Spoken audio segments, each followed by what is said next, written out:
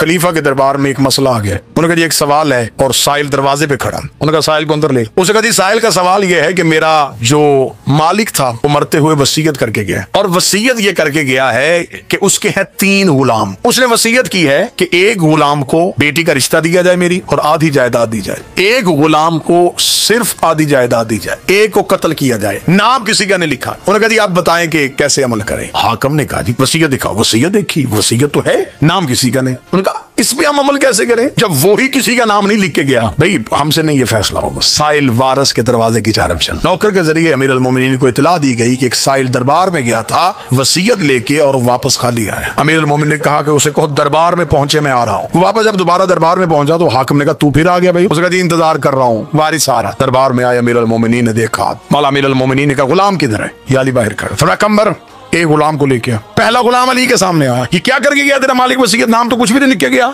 ऐसी होती है वसीयत। पकड़ तलवार, कमर खोद उसकी। या अली तलवार अपने पास हो, कुछ नहीं चाहिए मुझे, अपने मालिक पे तलवार चलाओ। अली फरमाया कंबर इसे बाहर लेना, अगले को बुला। अमीर ने कहा पकड़ तलवार, कबर खोद उसकी। चला दरबार के दरवाजे तक पहुंचा, वापस आया। या अली मुझसे नहीं आएगा। तीसरे को बुला। तीसरा अली ने वही जलाल दिखाया, ऐसे करके जाते वसीयत। उसने कहा मैं तो खुद सोच रहा था कि वसीयत में नाम क्यों नहीं लिखे। वो कबर की जानब दौड़ा। मौला अमीर ने कंबर इसके पीछे जा। जो ही कबर खोदने लगे गिरफ्तार कर लेना। गिरफ्तार होके वापस आया। उसने कहा या अली ये क्या हुआ? फिर मैं जिसने पहला इनकार किया था इसे रिश्ता भी दो, आधी जायदाद भी दो। जो आधे रास्ते से वापस आए इसे आधी जायदाद दो। जो कबर तक पहुंच गया इसे कत्ल करो। हाकिम ने खड़े होकर कहने लगा या अली इतनी जल्दी इतना आसान फैसला ऐसे कैसे कर दिया? दरबार से मरहबा की आवाजें आ रही थी।